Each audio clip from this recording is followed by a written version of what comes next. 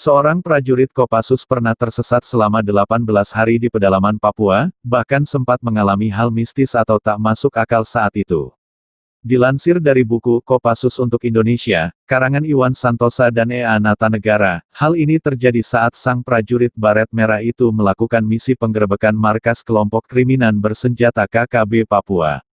Saat itu memang tengah marak aksi KKB Papua yang didalangi pentolan organisasi Papua Merdeka Kelly Kualik dan Tadeus Yogi. Prajurit Kopassus itu bersama timnya diperintahkan untuk menggerebek markas KKB Papua yang berjarak 6 hari jalan kaki dari Pos Timika. Tim berangkat ke lokasi pada bulan Oktober yang juga bertepatan dengan musim penghujan. Saat hari kelima, mereka bertemu sungai dengan arus yang sangat deras dan memutuskan menyeberang dengan menggunakan tali. Saat menyeberang tersebut ada prajurit yang berpangkat kopral masuk ke pusaran air dan hanyut. Spontan sang komandan yang merupakan prajurit Kopassus itu pun menyelam untuk menolongnya. Namun sampai suatu titik, sungai itu malah berujung menjadi air terjun.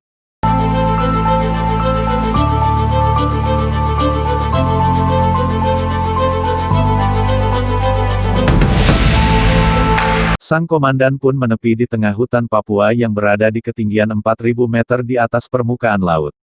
Karena terus berusaha mencari prajuritnya yang hilang, sang komandan tersesat di dalam hutan belantara Papua yang masih rapat.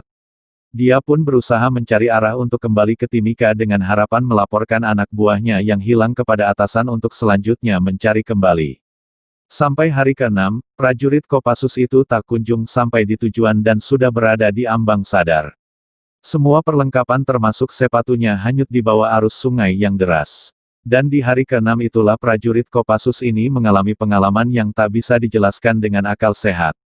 Ia mengaku melihat alam lain, antara sadar dan tidak sadar prajurit tersebut merasa masih terus berjalan. Di hari ke-11 ia berhasil menyeberangi sungai yang lebarnya 200 meter sebelum akhirnya tiba di Timika. Selama 18 hari tersesat di dalam hutan, akhirnya prajurit tersebut ditemukan oleh warga dalam kondisi selamat. Saat itu kondisi tubuhnya hanya tinggal tulang berbalut kulit, mata yang terus berputar liar dan telapak kaki yang bengkak akibat tertancap potongan kayu.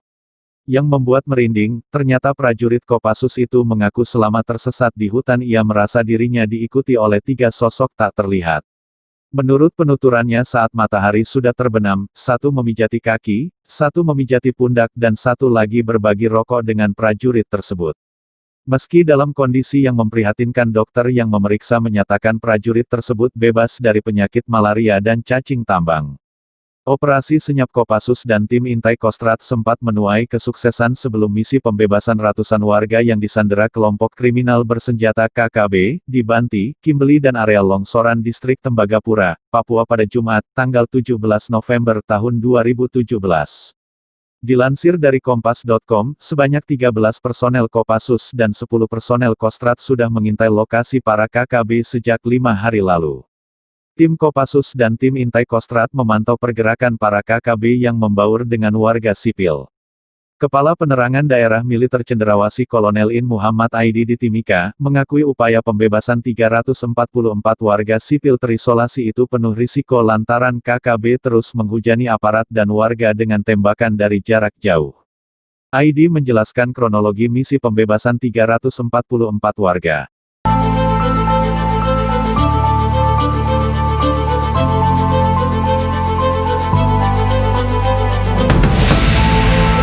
Dia menyebutkan, pasukan TNI sudah bergerak ke lokasi sasaran sejak 5 hari sebelumnya.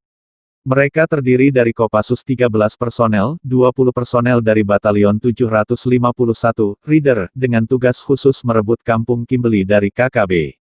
Selain itu, peleton intai tempur Kostrad bersama Batalion Infanteri 754 MNM Kangasi. Tugasnya adalah merebut kampung Banti. Mereka bergerak dengan sangat senyap, sangat rahasia pada malam hari. Lalu pada siang hari mereka mengendap, membeku. Sambil mempelajari situasi secara perlahan sekali mereka sampai di titik sasaran, ujar Aidi. Aidi menuturkan, 1 hari sebelum jam yang disepakati untuk menyerbu, pasukan sebenarnya sudah berada di lokasi masing-masing dan siap untuk menyerbu. Selama 1 hari itu mereka tidak makan, ucap Aidi.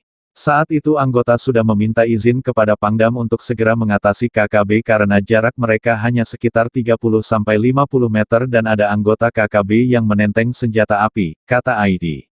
Namun Pangdam Cenderawasih memberikan petunjuk bahwa jika KKB masih membaur dengan masyarakat sipil, maka tidak boleh ada tindakan karena operasi penumpasan KKB Tembagapura itu lebih mengutamakan keselamatan warga sipil.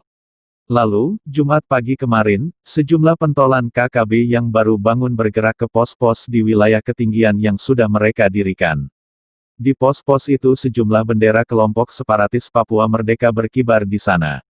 Saat itulah, pasukan TNI serentak menyerbu kampung Kimbeli dan Banti. Kelompok separatis bersenjata itu kocar-kacir menyelamatkan diri ke dalam hutan dan ke area ketinggian sambil menyerang aparat dengan tembakan bertubi-tubi.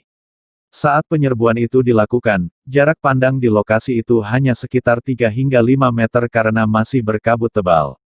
Setelah KKB lari kocar-kacir meninggalkan kedua kampung itu, aparat gabungan TNI dan Polri lain bergegas menuju dua kampung itu untuk membebaskan ratusan warga yang disandera.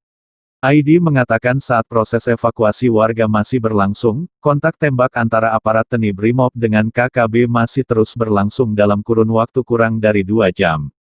Kami belum bisa memastikan apakah dari pihak mereka ada korban atau tidak, kata ID.